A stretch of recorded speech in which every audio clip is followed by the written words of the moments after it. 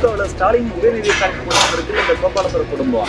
நீ எவ்வளவு பெரிய மோசமான ஆளா இருந்தாலும் பிரச்சனை இல்லை, நீ எவ்வளவு இல்லீகலான விஷயத்துல பணம் கோடிக்கணக்கில் சம்பாதிச்சாலும் பிரச்சனை இல்லை, அதுல எனக்கு கொடுத்துட்டு மீதியை நீ வச்சுக்கோ.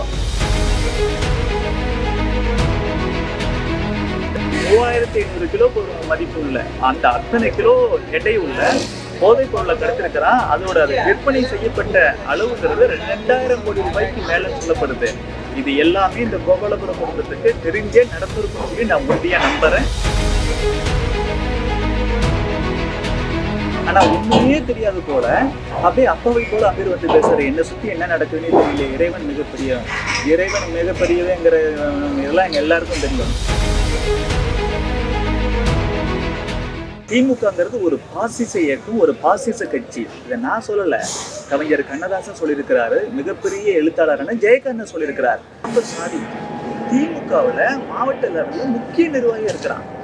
அவன் திமுகவோட மாவட்ட செயலாளர் இருக்கக்கூடிய சிற்றரசு நடத்தக்கூடிய சகாராங்கிற ஒரு கொரியர் கம்பெனில அந்த கம்பெனி மூலமா, அந்த கொரியர் கம்பெனி மூலமா இவன் போதைப் பொருள் கடத்தினதா ஒரு சந்தேகம் வந்து அரசு அலுவலர்கள் வந்துட்டு ரைடுக்கு போயிருக்கிறாங்க. அப்ப அரசு அலுவலர்கள் ரைடு போறதுன்னு அவங்களோட வேலை. ஒரு போலீஸ் என்ன செய்யும், திமுக இருக்கக்கூடிய திருடனுங்க போல திருடனை பிடிக்கத்தானே போகும். இப்ப இவன் இவ்வளவு பெரிய போதைப் பொருள் கடத்தல ஈடுபட்டு இருக்கக்கூடிய ஒருத்தன் இந்த கொரியர் நிறுவனத்தின் மூலமா கடத்திருக்கிறான் அப்படிங்கிற ஒரு சந்தேகம் வந்து அதற்கான வந்துட்டு ஓரளவுக்கு ஆவணம் கிடைச்ச அப்புறம் தான் அலுவலர்கள் வந்துட்டு ரைடுக்கு போவான். ரைடு போற இடத்துல நீ எப்படா நாங்க ஆளுங்கட்சியில இருக்கிறோம், எங்களை எப்படி நீங்க ரைடுக்கு வரலாம்னு சொல்லி அந்த அளவுக்கு தாக்கியிருக்கிறாங்க. இது வன்மையான கண்டனத்துக்குரியது. இந்த ஜாபர் சாதிக், உதயநிதி ஸ்டாலின், மு.க. ஸ்டாலின் இப்படி எல்லாருடைய நெருங்கிய நட்பு வட்டாரத்தில் இருந்திருக்காரு. திமுகவுடைய மிக நெருக்கமாக இருந்த ஒரு நபரை பற்றி திமுக தெரிந்திருக்கும்னு நினைக்கிறீங்களா, இல்லை தெரியாமலே இந்த நட்பு வட்டாரம் தொடர்ந்து இருக்கும்னு நினைக்கிறீங்களா? அயோக்கியர்களின் புகலிடம் திமுக. அதனால இன்னைக்கு 3500 கிலோ மதிப்பு உள்ள அந்த அத்தனை கிலோ எடை உள்ள போதைப் பொருளை கடத்திருக்கிறான். அதோட அது விற்பனை செய்யப்பட்ட அளவுங்கிறது 2000 கோடி ரூபாய்க்கு மேல சொல்லப்படுது. இது எல்லாமே இந்த கோபாலபுரம் குடும்பத்துக்கு தெரிஞ்சே நடந்திருக்கும்னு சொல்லி நான் உறுதியா நம்புறேன். சிற்றரசுக்கும் தெரிஞ்சிருக்கும். திமுக இருக்கக்கூடிய அந்த கோபாலபுரம் குடும்பம் உட்பட, சிற்றரசு உட்பட திமுகவின் முக்கிய நிர்வாகிகள் அத்தனை பேருக்கும் இதுல தொடர்பு இருக்கும்.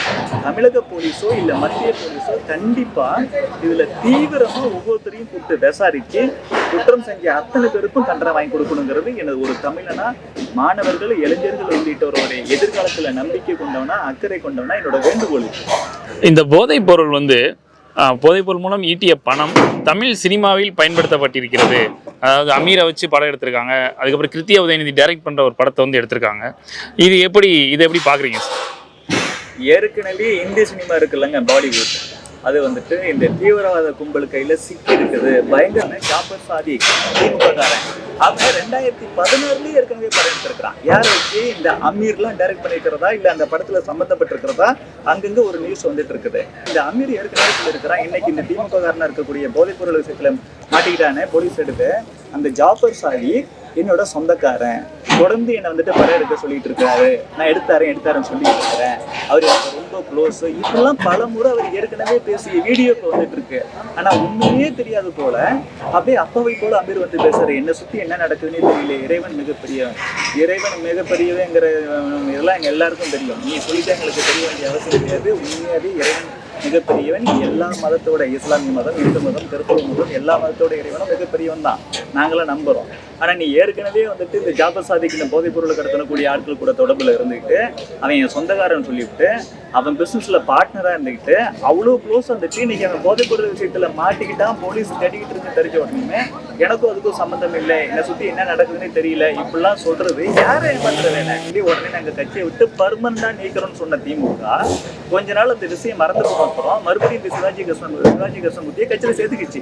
இன்னைக்கு மறுபடியும் ஆபாசமா பேச ஆரம்பிச்சிருக்கலாம் அந்த ஐயோக்கிய. முடியாது. இந்த ஜாபர் சாதிக்கு திமுக காரனா இருக்கிறது மட்டும் இல்லாம தமிழ்நாட்டோட போலீஸ் டிஜிபி அப்படின்னு அவார்டு வாங்கியிருக்காங்க. டிஜிபி போலீஸ் யாரு கண்ட்ரோல்ல இருக்கு? தமிழ்நாட்டுல சிஎம் கண்ட்ரோல்ல இருக்கு. சிஎம் கண்ட்ரோல்ல தான் வந்துட்டு ஹோம் மினிஸ்ட்ரி வருது. இந்த உள்துறை, காவல் எல்லாம் எல்லாமே வந்துட்டு மு.க. ஸ்டாலின் கண்ட்ரோல்ல வருது.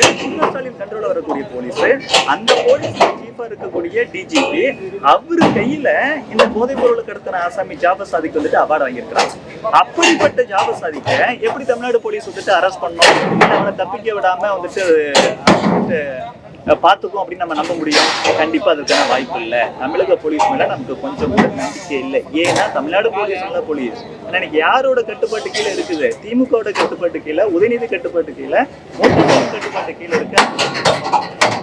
ஜாபர் சாதிக் என்பவன் அவனுக்கு இருக்கக்கூடிய கூட்டு திமுக கூட மு.க. ஸ்டாலினா இருக்கட்டும், உதயநிதி ஸ்டாலினா இருக்கட்டும், சிற்றரசா இருக்கட்டும், ஐஜிபியா இருக்கட்டும், தமிழக போலீஸா இருக்கட்டும், அமீரா இருக்கட்டும், இன்னும் பிரபலங்கள் யாரா இருக்கட்டும், உண்மையாவே ஜாபர் சாதிக்கு யாராரு கூடலாம் வந்துட்டு கான்டாக்ட் இருக்குது, உண்மையாவே அவங்க எவ்வளவு பெரிய சூழ்ச்சியில் ஈடுபட்டு இருக்கிறாங்க அப்படிங்கிற விஷயத்தெல்லாம் போலீஸ் இந்த விஷயத்திலேயாவது தீவிரமா விசாரிச்சு கண்டுபிடிச்சு நடவடிக்கை எடுக்கணுங்கிறது ஒரு தமிழனா என்னோட வேண்டுகோள்.